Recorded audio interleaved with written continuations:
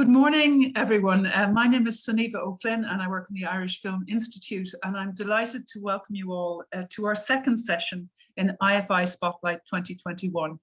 As those of you who may have engaged with us over the past 9 years are probably familiar, Spotlight is our chance annually to reflect on how we have fared over the past 12 months or so in terms of film and TV production in Ireland. And to learn from what has gone before, to reflect on new trends, new systems that may be impacting on production. Now, obviously, in 2020, there is probably less to reflect on in terms of production. But I think there's much to learn from how society has changed. And I think it's been wildly interesting and impressive how society in Ireland and globally has managed to change its concept of how we function, how lives are lived, how people are represented, how we acknowledge all members of society, particularly more vulnerable members. And I think for us in Ireland, working in culture and film and television, it's an ideal time to reflect and consider how going forward we can implement new strategies and we can dream and draft policies that are robust and effective in drawing in all members of society so that they are reflected on screen and off screen, behind screen, so that we're drawing in people from underrepresented groups to be part of production so that their stories are reflected on screen. I am very pleased that in the process of our learning in Ireland, we can look elsewhere and see how others have got on. So with today's session, we will be looking across the water to the UK, and we will be talking also to some extent about European experience and looking to a panel of experts who have significant experience in this area to lead us through their experience. I'm very grateful, of course, to the Arts Council, our primary funder, for facilitating this kind of activity. But today, particularly, I'm very grateful to Dr. Susan Liddy from the University of Limerick, who has been so enormously supportive in drafting today's session, but also throughout Spotlight in helping us conscientize in terms of our grasp of diversity and inclusion in Ireland and elsewhere. Susan is going to moderate the session today. Susan is, as I say, where are my notes? I haven't quite learned her bio notes off by heart. Susan lectures in the Department of Media and Communication in the University of Limerick.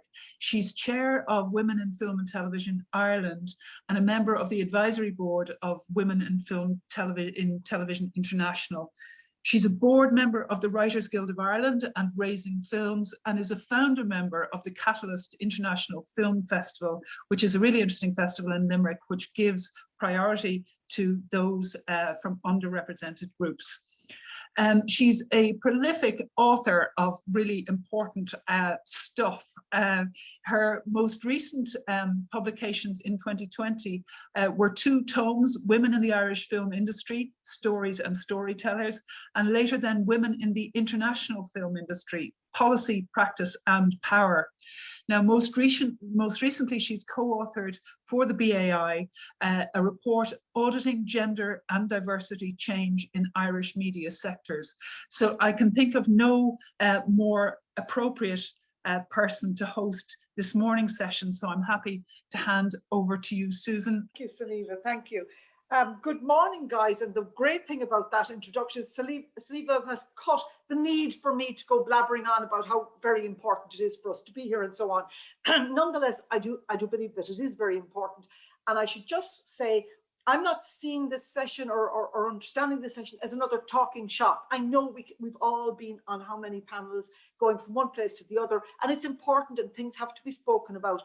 But I'm interested today because I think we've done a good bit of work in Ireland over the last 5 or 6 years, but it has been focused around gender equality. Now, we're not there yet. There's still an awful lot to do. But I think there is a real sense that it's time to broaden out and actually look at wider diversity issues. And that's what we're doing.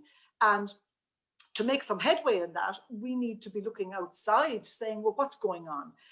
So we're hoping in a way that you will share strategies and maybe point us in the direction of some solutions. So it's quite a concrete panel in that kind of way. But before we kick off, I'd like to do the introductions, if you'll bear with me. First, I'd like to introduce Melanie Hoyes. Melanie is with the BFI, and she completed postgraduate studies and taught film and TV at undergraduate level for a while. The BFI gave Mel the opportunity to use her skills in a contemporary industry context. And she actually did a piece of groundbreaking research for the BFI. This historical mapping of ethnic diversity in on-screen representation in the UK that is still referenced. In her role as industry inclusion exec, Mel advocates for increased access and equity in the UK film sector, as well as consulting and partnering with various groups globally. So I suppose her aim is to embed diversity and inclusion into policy and practice, as we're all hoping to do. In particular, she champions the BFI's diversity standards, and we'll talk a little bit about that in a while.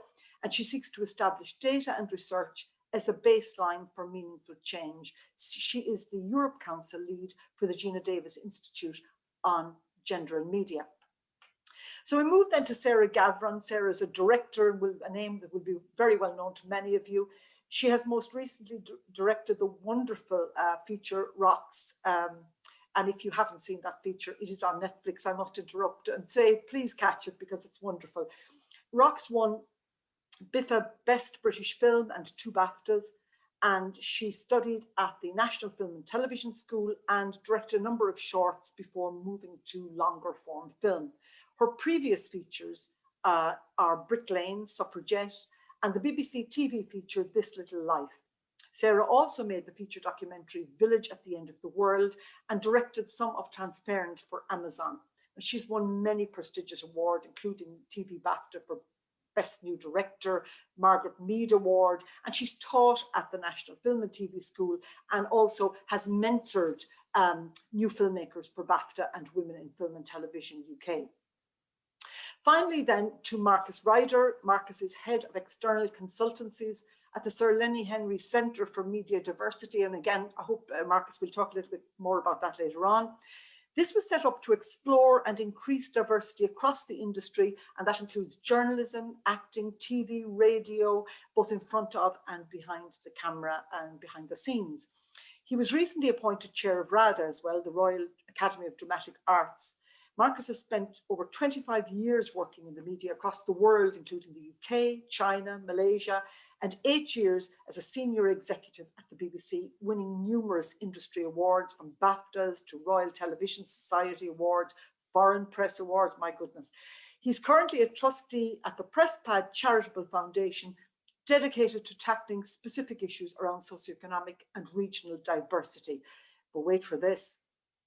He's a keen amateur runner and he has completed 20 marathons on every continent except, folks, Antarctica. Marcus, what a blot on an otherwise perfect CV. But we'll have to leave it there. We can't go into that for now. But what a shocker. Anyway, to start then, Mel, can I turn to you? I think, am I right in saying that you're going to give us a few slides and maybe give us some background to the BFI before we chat further? Is that right?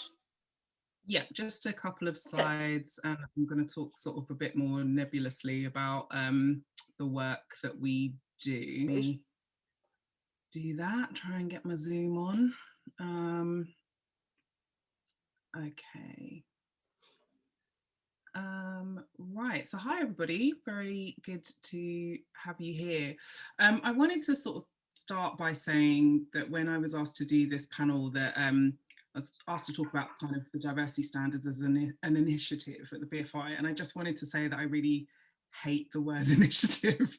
So I'm going to talk a little bit about why that is, but I think it's really because it suggests that the problem of exclusion in our industry and it is new, and that the kind of the ways of tackling it are kind of new issues. And the reality is that exclusion is baked into the structures of our industry. We know that this issue hasn't shifted across a really long period of time, in spite of initiatives being rolled up based on anecdotal evidence and trying to sort of capture whether it's gender or an ethnicity, or sort of moving on and thinking, well, the problem's not there, maybe let's look at disability for a while. So I really wanted to sort of talk about that and think about how we do this work in a more holistic way, and think about the barriers to entry to opportunity to our industry in a more intersectional way, and kind of, you know, think about that as opposed to rolling up initiatives and throwing them on the bonfire of good intention, and sort of moving on and nothing actually changing. So I just wanted to address that elephant in the room before I move on.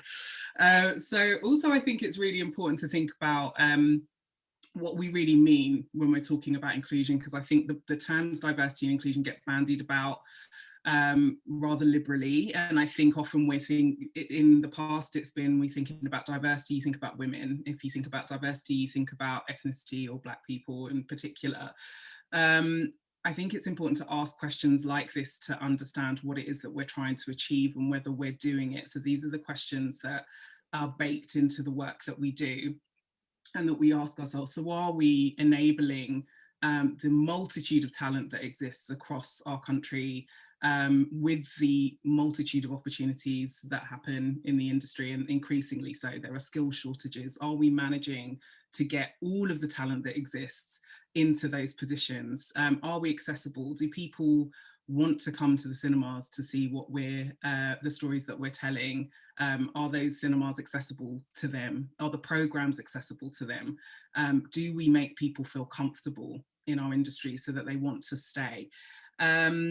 So I think all of these things really amount to talking about access, fairness, equity, and removing barriers to the opportunities, the multitude of opportunities that are in our industry. So this isn't about replacing people or cutting down opportunities for other people. This is about actually filling the opportunities that exist in our industry, and why we're not able to do that. What are the barriers that are stopping people from partaking in our industry and in the products that we make?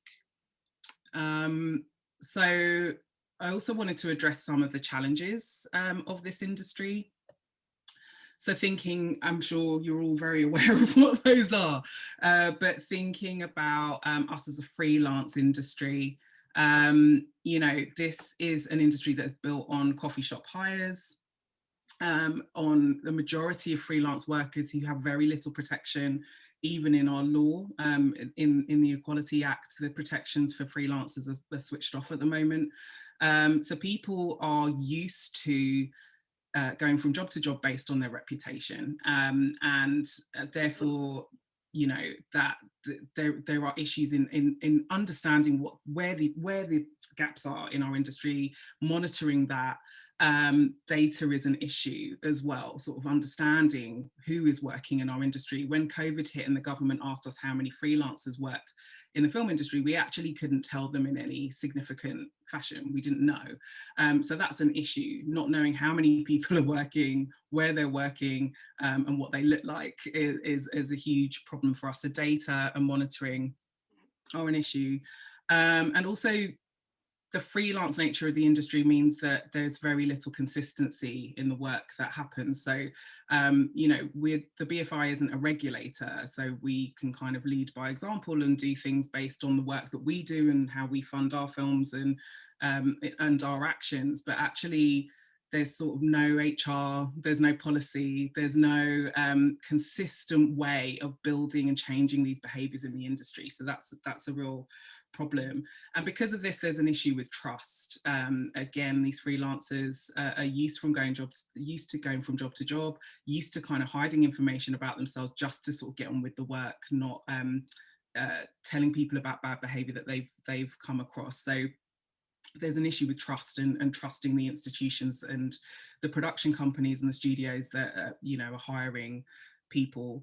And there's a knowledge deficit, and I don't mean that just in terms of data, but I think in terms of leadership behaviours, in terms of HR knowledge, employment law, you know, what's the law on equality, what is the law on bullying and harassment? You know, these are deficits within our industry that in the way that it's been built up, and people sort of wanting to make films and not necessarily understanding their kind of role in pastoral care of the people that they're hiring, and also the possibilities of tackling diversity and inclusion are kind of infinite, but we have finite resource at the BFI in particular, and in terms of people. So sort of how do you tackle all of that, which is what we want to do, but how do you sort of target what are the most important things that you want to that will actually change the situation.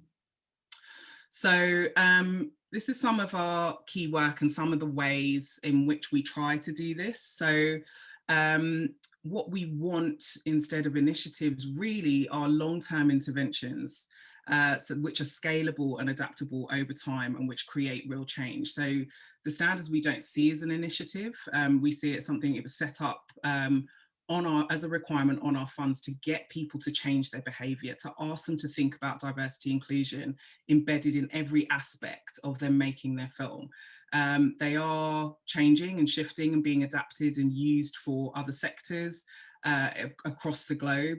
So they are shifting in that way. People are taking them up, and that is kind of the point of any of the work that we do, that we want to work in collaboration with others to meet this as well. We're not going to fix everything. We know that we're not fixing everything. So how do we work with other people to ensure that the most impact is given from the work that we are doing and the work that we are able to do? So they are a set of guidelines that are meant to change behaviour, change recruitment practices, have you think about what it is that you might do differently, rather than just pick up your phone and hire the same people that you've used before. And that goes for our bullying and harassment and racism guidelines and principles, also tackling, so whilst the BFI diversity standards tackle pipeline and talent and recruitment, bullying and harassment and racism is really thinking about the behaviours and the power imbalances in the industry. How do we guide industry to do better in that regard? And thinking about data, accountability and reporting are all really important in terms of our policies, because what we want to do is embed good data practice so that we can understand whether any of these things are working. So we have reported on our diversity standards for the first time last year in terms of the data, how they're being used, which was really useful to see where they are working and where they weren't. And we partner with research organisations and academics to do more of that work that we're unable to do ourselves, so that we're not marking our own homework as well. And we're in the middle, because of that reporting, we're in the middle of a review around the standards to see how some of those other aspects can be dialed up to be more effective. And the accountability piece is really important. So we publish our data about who we fund and who we employ on our website annually as well, cut by diversity data and cut by role or a level in the organisation. So really trying to put that out there so that people are holding us to account and are asking us if that isn't moving, why it isn't, or if it's moving in the wrong direction if it isn't, and also to celebrate it if it's going in the right direction and understand why that is. As I was talking about access and accessibility, that isn't just about physical access to our buildings, but making the industry a place that people want to be and stay, to everybody, that there's something there for everybody. And we're also really interested in working in partnership with others, because we don't know everything ourselves. We want to draw on the lived experience of other people to help us to do this work in the right way. So we have a variety of screen advisory groups which look at very specific areas of underrepresentation, such as Muslim faith, disability, and British East Asians on screen, and we're looking to sort of build those out as much as we can to target those areas. And also, lastly, it's becoming increasingly, our remit was always externally facing, and it was becoming increasingly difficult to talk to industry about what we were doing without looking at our internal culture as well. So we're working on our anti-racist behaviour as an organisation, our cultures, our behaviours internally, to be able to know that we are setting best practice internally, to be able to put that out into the world. So ultimately we want people to embed this work, not do diversity and inclusion on the side, but to embed it into everything that you're doing, because it can only benefit the work that you produce, the how people feel on your set, the way, you know, for everybody, it all becomes better. And it creates behavioural and structural change that starts to actually push the dial rather than throwing initiatives on the bonfire of good intention. So I'll shut up. Thanks, now. Mel. Yeah, it's great. So many things, you know, we could speak about any one of those things for quite a long time, really. I know from my own experience of, you know, going to film festivals, talking to people, that the BFI and their standards are very highly regarded internationally. That's for sure. I know that you've had the review, and I know, you know, I've read some of that, and I know that Dr. Clive Nwanko was involved in some of that. Am I right in saying that one of his suggestions was making race or ethnic representation compulsory? In other words, is there greater concern for representations of race and ethnic diversity than there is for gender equality? Has gender equality moved forward a little bit more? So this is where the data comes in really handy. I think in terms of who we're funding, you know, we're doing pretty well in terms of women, and in the report, in terms of the diversity standards, that's definitely an area where we saw real gains on screen and off screen, which is a really great story. I think, again, and where the data fails is the intersectionality of that. So I'm kind of interested in, you know, what is the ethnicity of those women? What is, you know, are those women able-bodied white women? You know, where else are we failing? And I think other parts of the data have shown us that the dial just isn't moving fast enough in terms of ethnicity, and in terms of disability in particular, has kind of really zeroed out representation on and off screen. So those are definitely areas that we are focusing on, and we have a race equality lead, and are looking to have a disability equality lead soon to focus on those particularly. But as I said, the plan is to be more intersectional in that thought. So, you know, understand that there are intersections of that. But yeah, absolutely, those are the two areas of focus for us over the next sort of period. Yeah.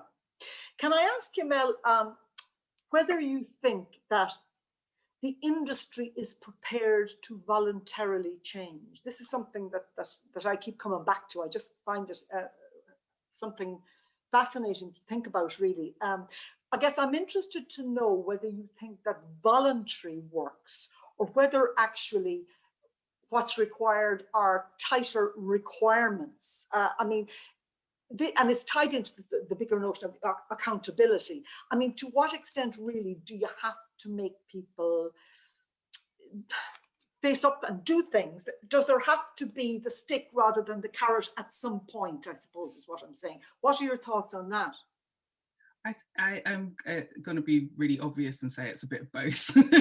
You know, I think the fact that we've had people voluntarily take on the standards in various issues shows that there are people that are really willing to do this and want to know how, and so we're looking for somewhere to start. So I think that is definitely true, but we also, as a funder, have a stick in that we can make that part of the process to get funding, and I think it's a bit of both. You're gonna, you know, some people are where these issues don't touch them, or they're, you know, they're enjoying their work and they're doing the things that they want to do. Some people just don't necessarily understand the need to move that on if it's working for them.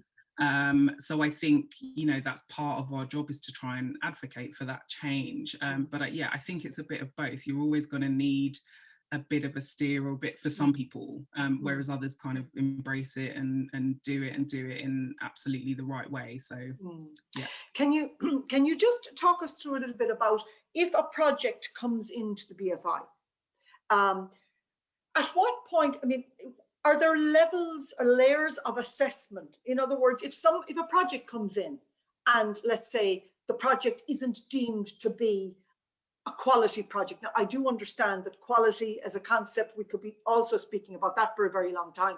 But do you know what I mean? Is there a layer where it's, they will say, if there's a script that is read and assessed, at what stage does kind of an interrogation for the standards come into the piece? So first of all, to say that the standards application is completely separate to the application for sort of creative, funding. Yes. And it's assessed by a completely separate team that deals with the certification process, so does our kind of tax relief for government. So they deal with the diversity standards, and they come in at the same time. So as you're applying for funding, you apply for the diversity standards at the same time. So that really only becomes an overlay at the point of, if the project wants to be funded, there's a check as to whether it's met the standards or not. Right. So it's a completely separate process. And also I think as they were set up and for our funds, it became, because we fund something like at best 20 to 25 features a year. So it's not actually, it's about 1/10 of what is made across the UK. It's really, and it's the majority of which is independent film. It was meant as a conversation. It was meant to, if people were sort of coming to us going, well, I feel like I can't do this. It was meant to be a conversation. It's like, what do we need to do? And the point is, at that point, wasn't punitive. It wasn't about sort of like, well, screw you, go and get your funding elsewhere. It was more like, what is it that we need to do to get up to this level? So, the fact that we have targets, those are aspirational targets. That is what good looks like. It's not like, oh, you're 2% under. Yes, so, I understand. Go on the bin. It's about like, what do we need to do to get up to that? And that's where, as I said, that's where the data comes in handy, because it starts to sort of show you, we're nowhere near our disability target. So what does that look like? What does getting to best look like? So so it was really around having that conversation with filmmakers around like, what is it, what's missing, what else could we be doing in the other activity that we have that could support that work. So that was the point of them to begin with. And just finally, Mel, before I move on, people tend to get very exercised around awards. You hear the nominations and the winners, and then there's a rage that starts, and justifiable rage in many cases, don't get me wrong. But I guess what I'm wondering is,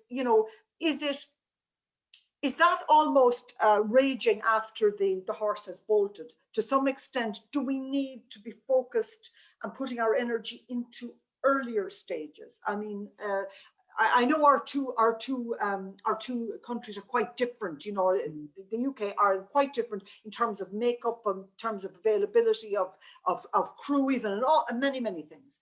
But nonetheless, should we be looking to the so-called pipeline and looking at where we're missing earlier on, rather than focusing all our rage and all our fury at the awards? I think the good thing about the awards is it's a point at which people assess what's come before. So I think actually, again, I'm going to be really predictable, but the point is to be angry at all of it. The point is to do the work on all of it, none of it picking one piece of the pie or start, going, oh, the problem is with film schools, or the problem is with recruitment, or the problem is with retention, or the problem, or distribution. The whole point is that it goes across the life cycle and the entire industry. And I think taking your eye off one of those pieces of the pie means that we're doing something wrong. And I think what has been useful for us in terms of BAFTA adopting the standards, AMPAS doing their version of the standards, very similar. There is what is starting to happen is people are realizing at that point, if there is peril around, because people want their accolades and they want their awards are useful for people to make their next film and for distribution and all of that sort of thing. So people are realizing at that point there's nothing you can do about it. If you're applying and you haven't done it at that point, it's too late. And if that becomes peril for the awards, people are starting to ask us questions earlier on in their production around, I need to think about that. So that's what's been really useful. Again, carrot and stick, that is what's been really useful in terms of just trying to get people to think, obviously, and the point of the standards is you think as early as possible, because that's at the point that you're not going, oh my God, I've got a shoot in 2 weeks. Like, we know production is incredibly stressful, and you know, there are huge pressures on productions to get things done on time, in budget. So the point about the standards is it's meant to make you think about how you're going to address that before you don't have time and you just pick up the phone again and hire the same people. Yeah. So yeah, I think the awards thing has been really useful to draw people back to the beginning and understand. Yeah. And of course, sometimes when you look at awards, it can make very stark, can't it? Those who are absent and those who are marginalized. It's very strong visually, isn't it? A reminder of where we are. And it's also a reminder of what we hold as valuable in the industry. So it's not necessary. So the point about the rage, you know, in awards in the last few years has not been that there was nothing. It was that there was a multitude of options, and actually that process in itself, the whole, you know, and you look at the Golden Globes, you know, the sort of shady who decides what is canon, what is valuable, what is the best, actually means that, you know, there is stuff that's being made. It's like the whole conversation around people sort of saying, well, there haven't been any women filmmakers. No, obviously not. Like, but they haven't been given the same opportunities to shine or to be celebrated as everyone else. So I think it's a moment at which you say, where it becomes really obvious that there are problems throughout that stop that work being celebrated, being distributed, being given the same marketing budget, all of those things. So that's why it's not just about who you get in at the beginning. It's looking at the entire pipeline and saying, what are the barriers, what are the blocks, what is not joined up, and what do we need to change? Okay, thanks, Mel. I'll have to move on now. We don't want to run out of time. Sarah, you're very welcome. I'm delighted to to meet you for the first time, and I'd just like to talk about your fabulous film Rocks, which is just so wonderful. And just to stay up front, you know, we talk about so many things, don't we? Things we have to talk about. Oh, you know, there aren't enough people of colour to be able to step in and do these roles, or you're looking for a female crew person. Oh, there you won't find somebody they're hard. We put all these things up. I'm not saying there isn't a truth behind some of it. I'm not saying that there isn't, but nonetheless, we hear this all the time, all of these reasons why, in a way, we're never going to see the kind of film that you made. So to me, it's the magic of the alliance, I suppose, that seems to be, for me, a marker of that film. So huge congratulations, Sarah, first of all. I wonder, would you talk us through it? And again, I know I'm apologizing again to you for saying, because so many people, I'm sure, are asking you the same question. But I want to kind of really know, I suppose, why you decided to go this route. I mean, why did you not just hire someone to write a script and you know, proceed along your way? Was it, and maybe this is naive, these are naive questions, maybe, you know, was it some kind of an experiment on your point of view? Were you making a statement, or why did you go this route? Will you tell us a little? You're mute, Sarah. I'm on. So great to hear Melanie talk, and really inspiring to hear everyone be a part of it. And I've been benefiting from all those people like her doing that work. But anyway, the initial impulse was very much a story impulse, and it was, you know, when I grew up, and lots of the team who made Rocks, and it was very much a collaborative effort, and I never like to speak about it as my project. It really wasn't. It's a whole project belonging to so many different women who made it. But it was a collaborative effort, and what we wanted to do was see films that we hadn't seen growing up, make a film about people we hadn't seen growing up. So why hadn't we seen stories of teenage girls? And my daughter was at the local school, and all her friends were there, and you know, they walked down our street every day going to school. I was like, where are these girls on our screen? They're just not there. So it was, but how does someone like me make that film? I'm not that age. I'm a million miles away from their worlds in every way.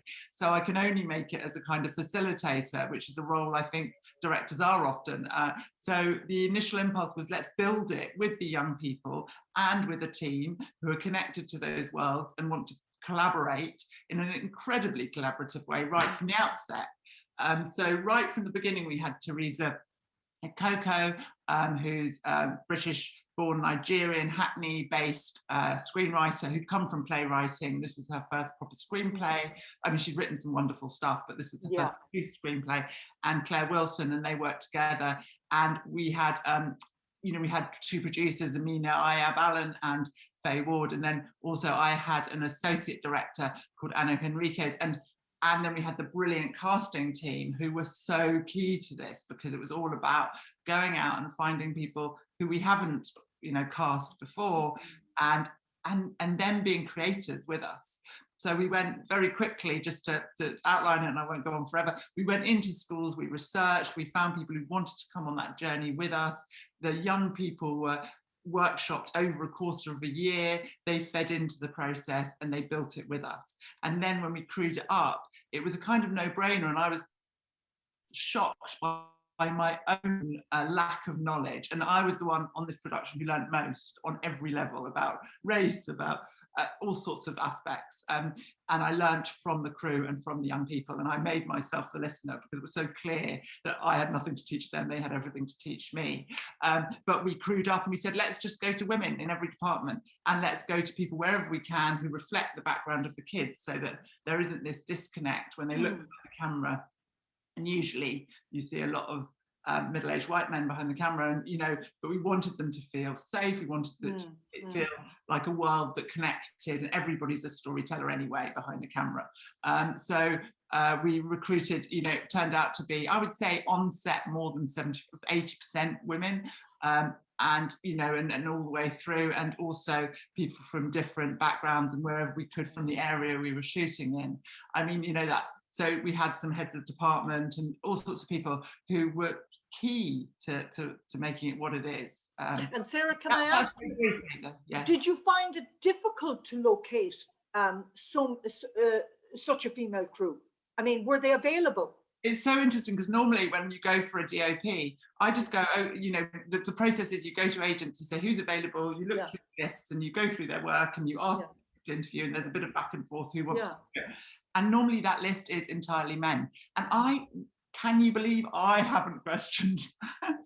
And I'm like, why? So I was like, but we're only going to meet, we met a couple of men at the beginning, and I was like, yeah, they're really good, but now we are only going to meet women. And suddenly we met these incredible women who I had never met, and they came with mood boards and incredible work, and I was like, oh my God, why have I never met these? Why have I never thought about them?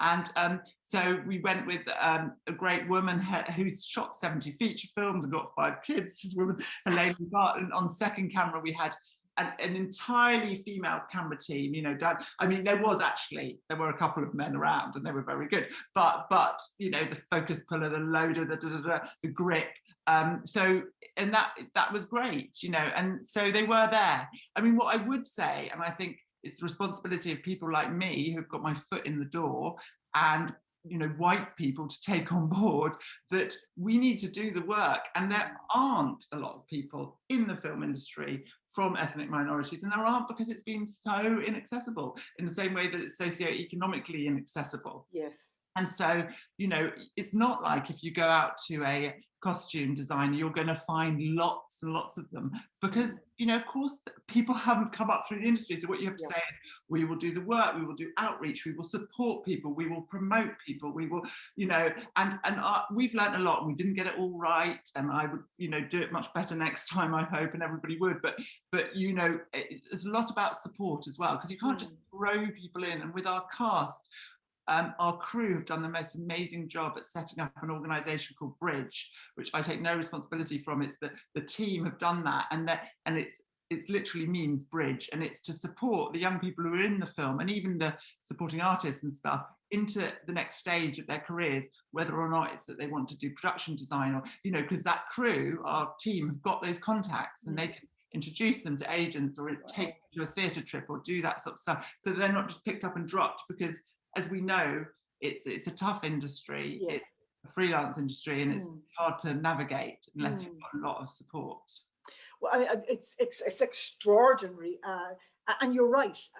I know from talking to people that even women with the best intentions in the world can sometimes not make those those choices, because Yeah. we're all, I suppose, almost programmed to do it the way we always did it.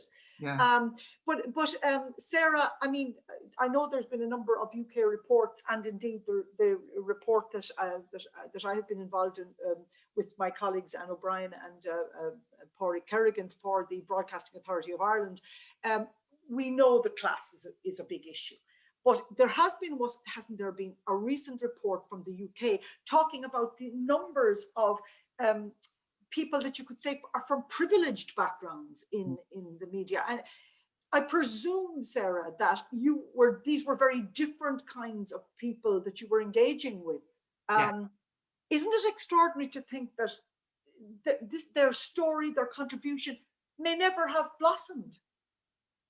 Yeah, I mean, I'm sure it would have, and I'm sure there are lots of great people out there. And, you know, Teresa Coco is going to write some brilliant stories, and she would have found those people, you know, so it wasn't like it took me. But, you know, it's kind of astonishing that there haven't been more of those stories. Yes, it really is. And yeah, and we do have to look at who the storytellers are. And I do think there's a question over whether someone like me should be even involved. But I think there's a responsibility to kind of,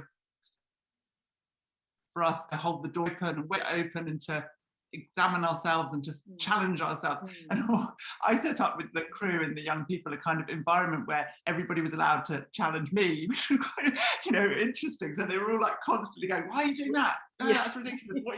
You know, but it means that I learned a lot, and I was constantly on my toes, thinking, "Oh, why am I making this decision?" You know. Yeah, but that's a good point raised there, because I mean, I think it was Dr. Darnell Hunt in that US 2020 Hollywood Diversity Report talked about, you know, the casting. And while we're seeing more diverse casting in places, we have to be careful that, in a way, that's all wonderful. Don't get me wrong, that's all wonderful, and we love those stories. But, you know, where are they behind the camera? It's the power to tell and shape your own stories.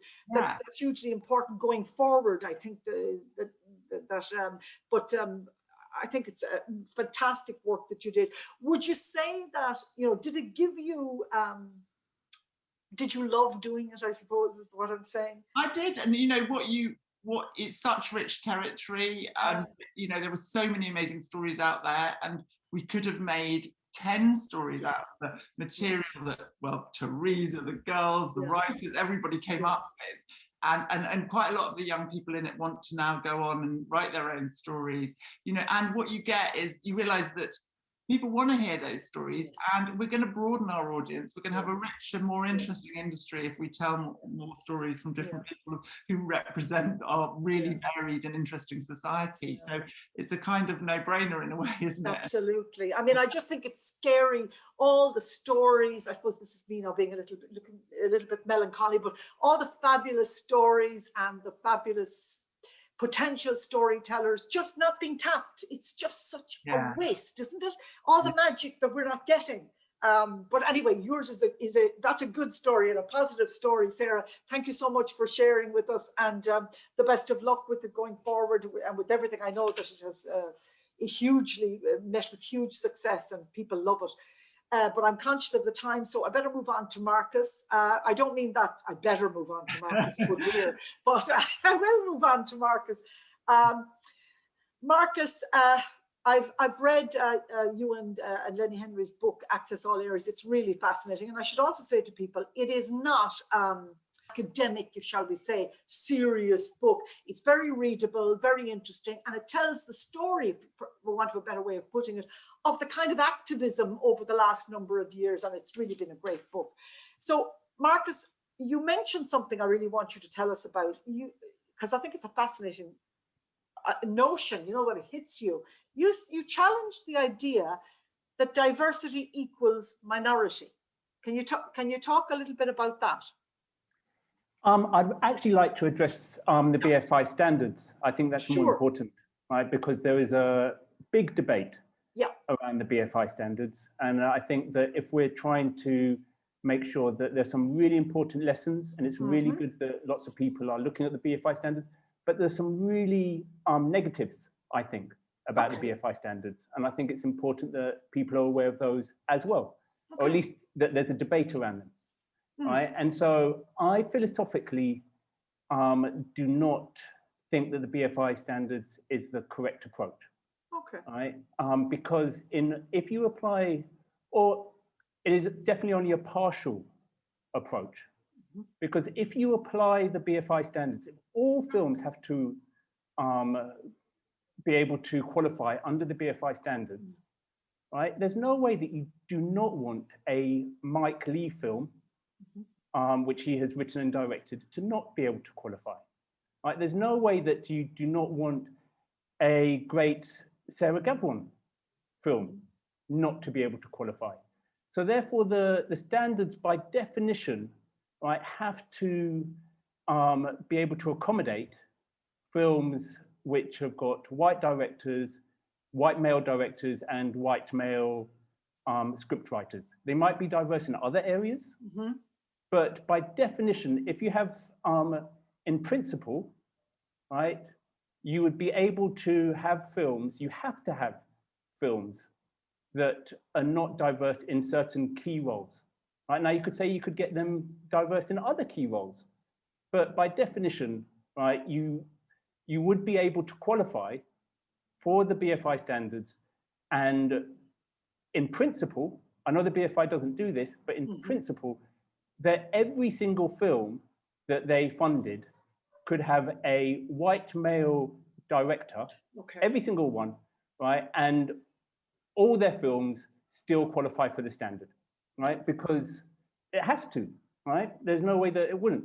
I'm not saying the BFI is doing that. BFI takes a more conscientious approach, but if it was up to the standards alone, you'd be able to do that, right? Which is why I think what other people have argued, what Lenny Henry has argued, what I have argued, what other people in the industry have argued, Nadine Marsh-Edwards have argued, which BFI have actually funded some of her films as well, right? And other people, is that there needs to be ring-fence funds. There needs to be standards which say, this is going to be a harder standard, which is going to, that you will qualify under ethnicity, or this will be a harder standard that you qualify under disability, or this will be a harder standard that you qualify under regionality, right? So, and one of the really important reasons for this is if you just take Sarah's story, right, of Rocks, what Sarah is describing is the power of critical mass, right? She was saying that 70% of the people working in her film were women, right? Creating a critical mass is absolutely crucial. So having an additional set of standards, so I'm not saying completely do away with BFI standards, I can see why they're useful, but working in conjunction with other standards and other money which qualifies under those standards, which would explicitly look at how do you work to have a set of standards which is specifically for money which is ring-fenced for certain types of representation, and or how to build up critical mass, right, I think would be the way forward. So I'm not saying ditch the BFI standards, but I'm saying philosophically, I'm opposed to them being, I think they only work if you have additional standards with them. Right, so complete praise for Melanie, complete praise for BFI, complete praise for other people adopting them. But my nervousness is if they're adopted without other standards. So the equivalent, so I worked in Scotland for 8 years. Yeah.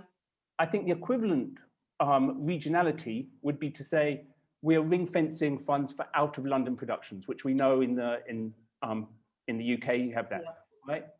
But in order for that to work, right, they had to say, for Scotland to be happy, the Scottish people that I worked with not been happy if there's only ring fenced and if all the standards were just for out of London, right? Because those productions might have never reached Scotland, right? So on top of those standards, which was an out of London criteria, they then had to add additional standards to have critical mass and address the specific issues of making sure that some reach Scotland. So just as I completely support the out of London standards, I think they're really useful. And I think the BFI had a hand in actually drafting some of them and also inputted in when Ofcom just changed them, updated them. I think think the BFI also had a hand in that as well, right? So the BFI is doing some brilliant work. So I'm really stressing, I'm not no, I understand completely. Melanie, yes, right? yeah. Right. But what I am saying is I think that it needs to go hand in hand with other standards which look at issues of critical mass and how do you actually target specific diverse areas. Okay. And so I wanted to get that out before I talked about. No, I understand. I totally understand. Yeah. So Marcus, is your feeling that unless you take an action like that, you're not going to you might never see the kind of change around ethnic minorities that you want to see? Is that your fear, that the standards are not going to deliver my what fear is that one, you might never get you may always you won't get the increase if you rely on the standards alone. You'll never get the increase in certain diverse groups, right? Because with the mix and match approach, yes, or you could have a woman here, or you could have a disabled person here. But the other thing, which again Sarah talked about so eloquently and is such a shining example, is the power of critical mass, right? Yeah. And it's really, and critical mass is what I had in Scotland, which is why Scotland television and BBC was able to build up so brilliantly, because it was able to have critical mass. What Sarah described as in her powerful testimony about making rocks was the idea of creating critical mass for women, right? And Menelik Shabazz, who is the black film director who just passed 2-3 days ago, right? He formed Chedo Film Collective, which I was an intern when I was 17. That was, Lord, over 30 years ago. I had a lot more hair then, right? But over 30 years ago, I was an intern at Chedo. And what Chedo provided was a critical mass. Menelik wasn't the only person. There was Dennis Davis, there was Ujebe, there were lots of other people. And same with Sankofa. You know, you had Isaac Julian, you had all these other brilliant, and Dean Marsh Edwards actually comes out of Sankofa. Importantly, if we know our history, BFI supported, back in the 80s, supported both Chedo and Sankofa because there was that recognition that you needed critical mass. Yes. Right. So how do we create that critical mass? Now, at the same time, I think part of the problem of the 80s is that sometimes there's too much focus on critical mass, and you didn't have making sure that representation and diversity were in mainstream films. Yes. Right. But my fear is that the pendulum has swung a bit too far, and we're not championing that critical mass. Okay. Fair right enough. now. So we just need to make sure. So I'm just trying to pull the pendulum back. I get you. Yeah. And so these things happen, and hopefully we'll get somewhere in the middle. So, because another thing I was going to ask you there is, you've talked about, or you both talked in the book about, you know, cosmetic change and how that isn't adequate. And tax breaks and ring fencing of funding were mentioned as possible, if I pick that up, as possible stronger measures, shall we say. What do you mean by cosmetic change? I think both you and Mel, Melanie, kind of alluded to this, right? So you were talking with regards to making sure that it's not just representation in front of the camera, making sure that the people who have editorial control, the people who are in charge of budgets, the people who are actually shaping the narratives, that there is diversity by them, you know, that there is diversity in those ranks. And Mel alluded to it, said it explicitly, you know, with regards to, we need to make sure that there is structural change. And so whether me and Mel, and it's not the first time I've chatted to Mel and criticized the BFI standards, and it won't be the last time, and I'm sure that, you know, she can explain and argue back and blah, blah, blah. I would say there's no better woman, yeah. Yeah, right.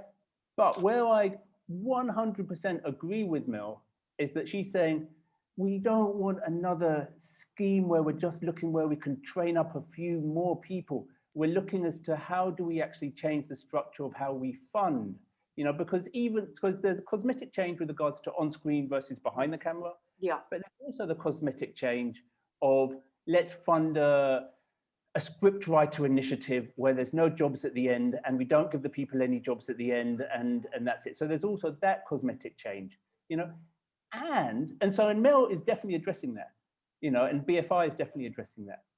But there's also the cosmetic change when you look at women, but it also goes to other groups of the one film and you're out, you know? Yeah. So if you look at the stats, the drop-off rate of women just directing one film and then never coming back, you know? And so you can look at the stats and you can be like, okay, well that, you know, they look decent enough, or they might be improving if you just get more women just directing the first film or their first film. But they're not building careers, and you're not building, and we're not building careers, you know? And Marcus, the other thing, and the same goes not just for women, but everybody, obviously. Yes, I know that training and schemes and things, they can work for some people. They are needed for some people. But I know that you hear an awful lot of women saying, I am trained until it's coming out my ears. I do not need any more training. I need a job. I need work. I need the opportunity to get on. So there are all of those things. But I'm going to bring you back to the question I asked before you said, I want to just say this one thing, because I think it's so important, Marcus. It's so important because people may not know this. What do you mean by, like, you know, you're challenging the idea that diversity means minority? Yeah. Will you talk a little bit about that? It's fascinating to me. So I think we need to change our the way that we view diversity and the way that we think of as minority. So for the book, we approached the ONS, the Office of National Statistics. And if you look at non-disabled, white, heterosexual men, right, they make up, I'm going to make sure I get this right, 29%, 29 point something percent of the UK population. So that means that the people that we think of as diverse, disabled people, when we talk about diversity, we talk about gender, ethnicity, right? They, for every white man, I mean, this, funnily enough, is one of the few, and it's not funny enough, because when we talk about diversity, it's one of the few times that you see what accurate representation should look like. For every white, able-bodied, heterosexual man you see, you should see on a panel or anything else, right? Forget trying to get rid of manels, right? For every one white, heterosexual, able-bodied man you see, you should see two, either women or a woman and a disabled person, or a woman and a black person, for every single one, right? That's what the statistics, that's what accurate representation would be, right? But because because I've worked in Scotland for 8 years, and because Lenny is originally from Birmingham, we decided to look at regionality. And if you look at regionality, right, white, non-disabled, heterosexual men who are from in around London, right, make up 3.1% of the population. Right? It's mind-boggling, isn't it?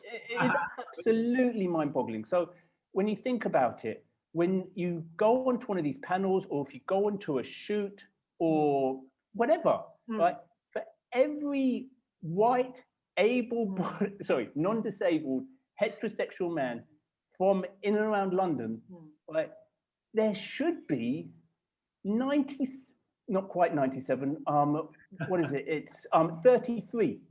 There should be 33 people who do not have a London accent, 33 people who are women, or 33 people who are disabled, or 30, you know, a mixture of that combination. And when you finally have that mind switch, right, you recognize that we are not trying to campaign to get one extra woman director or one extra disabled person, or see how can we want it's an overused word, but we want a revolution.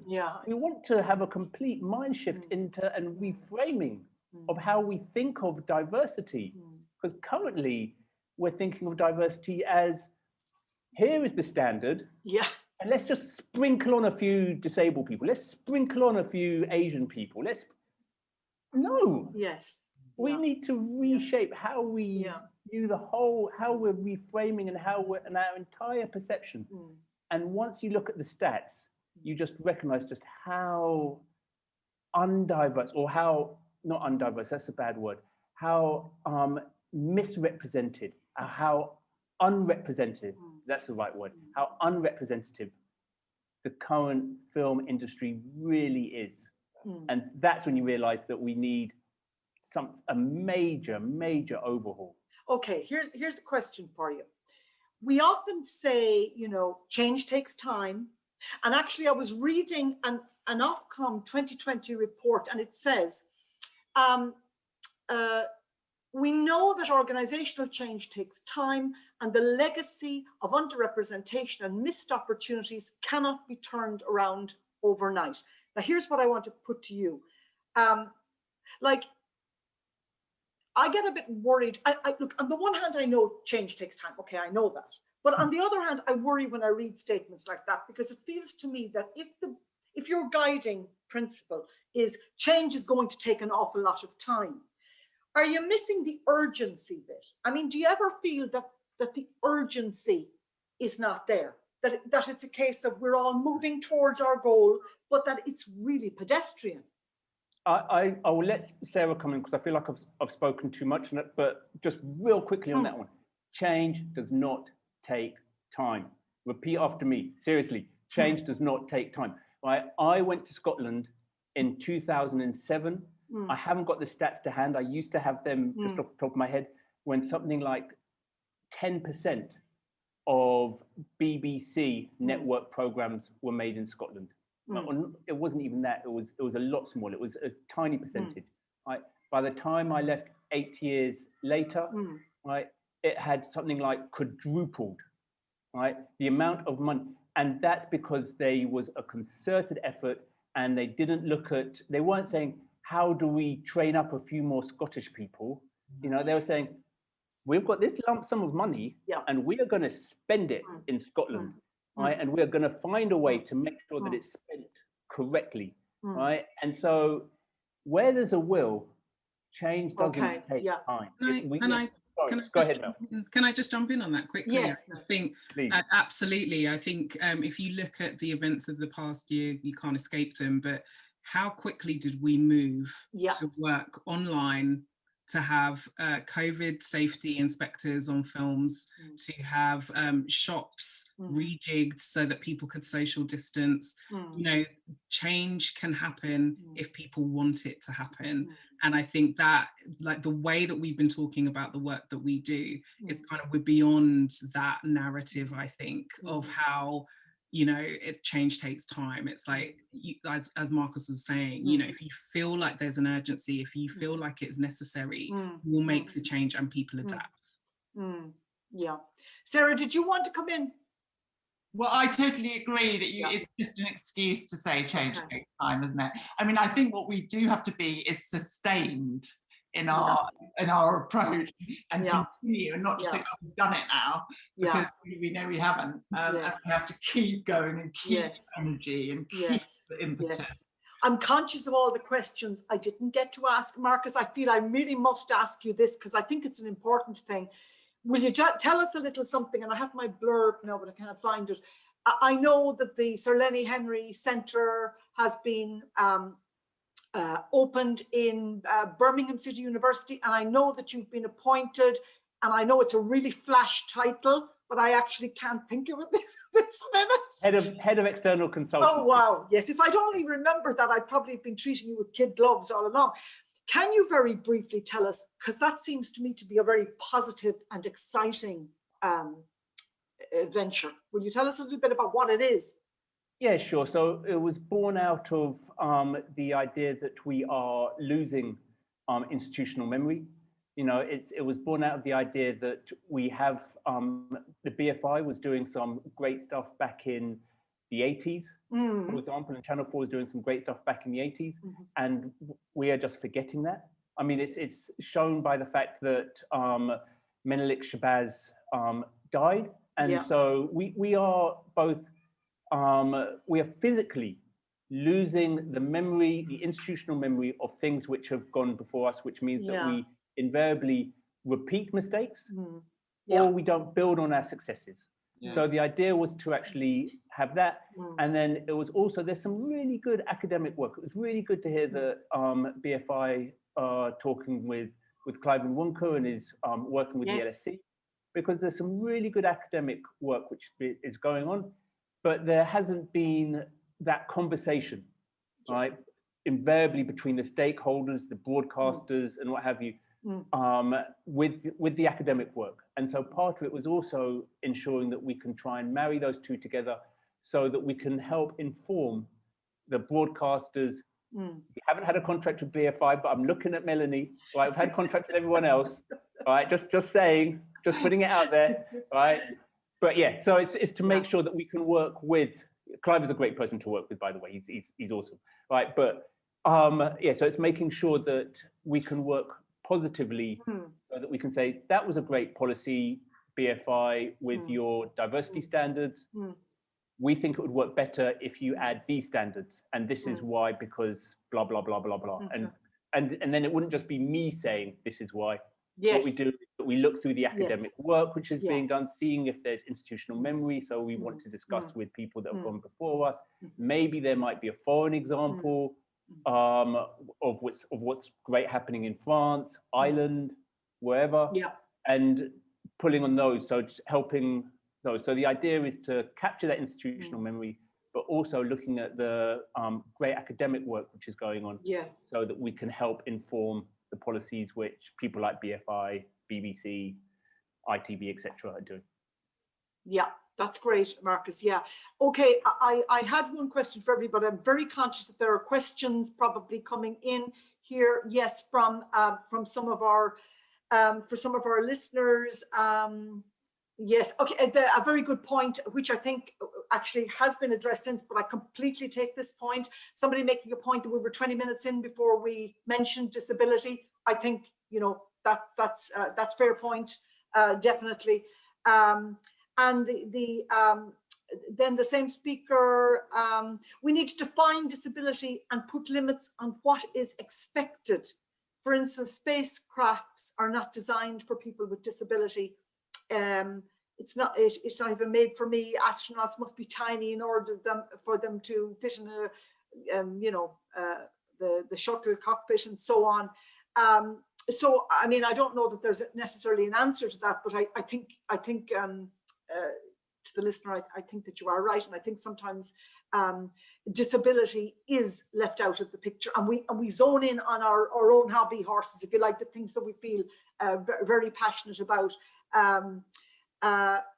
Did anybody see, sorry now to ask my guests here to do the labor, but did anybody see any questions that that you feel should be answered, or by you, or anything that you want to address?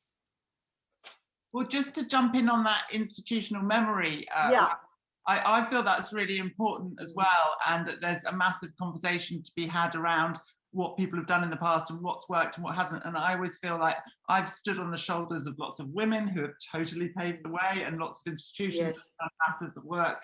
And also when we were making rocks, you know, we were looking back to Horace Ove and people who've made really, really important work before us. And they were helping us, and I think we need to learn a lot from that, and not always think we're reinventing the wheel, and you know, and use it because it's useful, as you say.